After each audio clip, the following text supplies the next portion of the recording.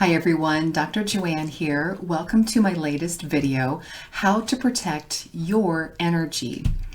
If you are a sensitive soul like me, or maybe you even think of yourself as an empath, you might struggle to maintain your own energy around other people. Many times we pick up on other people's energy and we don't even realize it. It's like other people find us comforting, so they energetically dump on us. And what this looks like is them talking to us nonstop about their endless problems, or them insisting that we commiserate with them. And they don't even realize they're doing this, and we oftentimes don't realize what happened until much later. It just really takes us by surprise. And I don't want to say that this is anyone's fault. It's just stuff that goes on in the background, and it takes a certain amount of discernment and awareness to pick up on this stuff. So what do we need to protect our energy from? Other people and their drama, and other people sucking the life out of us, one way to put it. So it's where we feel, drained just by being around other people. So about a decade ago, I learned from others in the spiritual community that I needed to do certain things to protect my energetic space. And it never felt quite right to me. This whole idea that I needed to protect myself from something left me feeling like a victim. Like I had no control over the situation. And what I've learned since then is that if we put up any type of energetic boundary around us to protect us, we actually block everything. We become closed off. We become afraid of being around certain people, places, and situations. And we even block all of the good stuff going around, or we at least slow it down quite a bit. And now I look at this whole situation as just boundary issues. So many of us want to help others. We maybe we're coaches, we're in the service industry somehow, but we want to help others. But we can get into a mode of over-helping or over-caring, and that doesn't work. We all need to discover our own delicate balance between giving and receiving. And to do this, we must learn to follow our own inner guidance. And our inner guidance will always give us our best answers or guidance, and we'll generally feel these answers in our body some way, somehow. And when you overgive or you overcare, you will eventually feel in your body, you will feel exhaustion, burnout, fatigue, frustration, maybe even resentment. And this is your body giving you information or guidance. And you need to stop doing what you're doing. And if you don't stop, there's a good chance your body will start to break down and you'll end up with some type of pain, illness, or disease. So you have to ask yourself, does overcaring or overgiving really help the other person?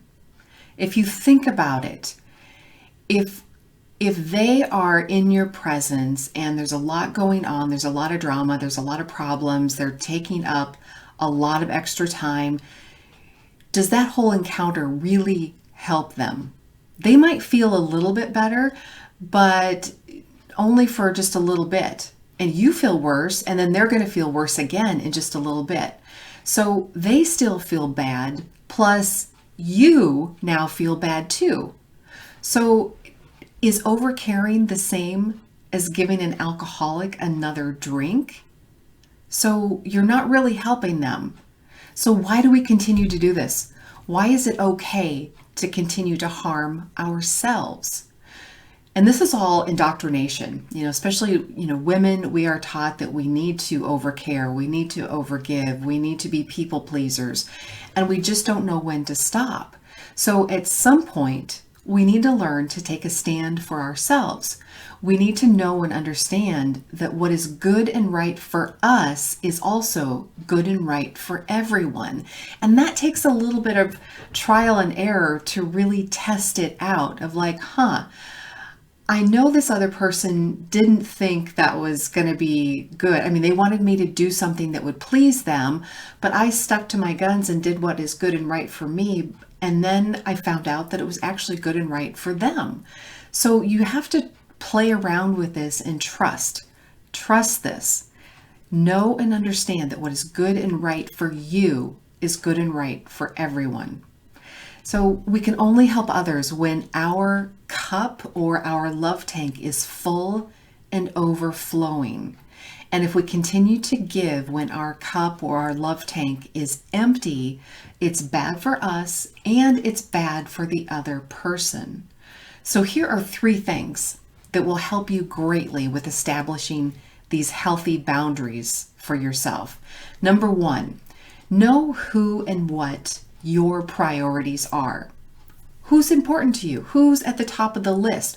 What is your priority, like, in your business, in your life, whatever. And just really sit down and think about this. And I'm going to explain this a little bit more later. But number 2, learn how to fill up your own love tank. And number 3 is learn how to follow your inner guidance system to get your best answers. And I can teach you how to do all of these things.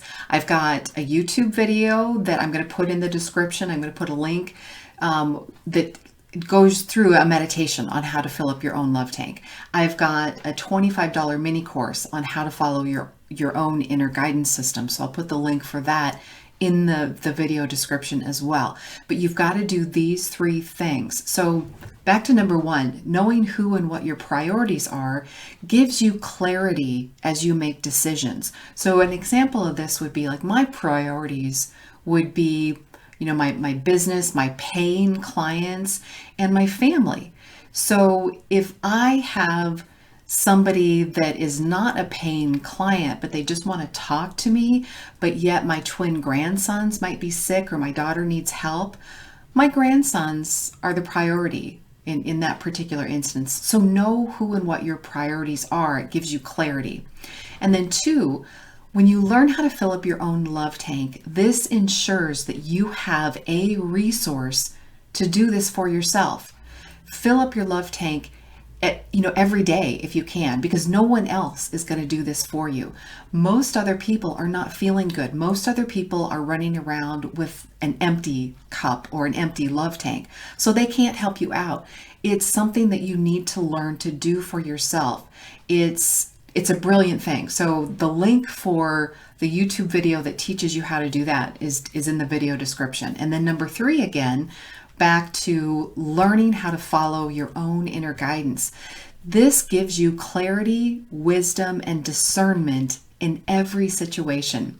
Your body will give you the exact clues or information you need to make your best decision. So for example, if you feel yourself holding your breath, tightening up your muscles, or generally feeling tired or just off, then that is your clue to stop doing what you're doing.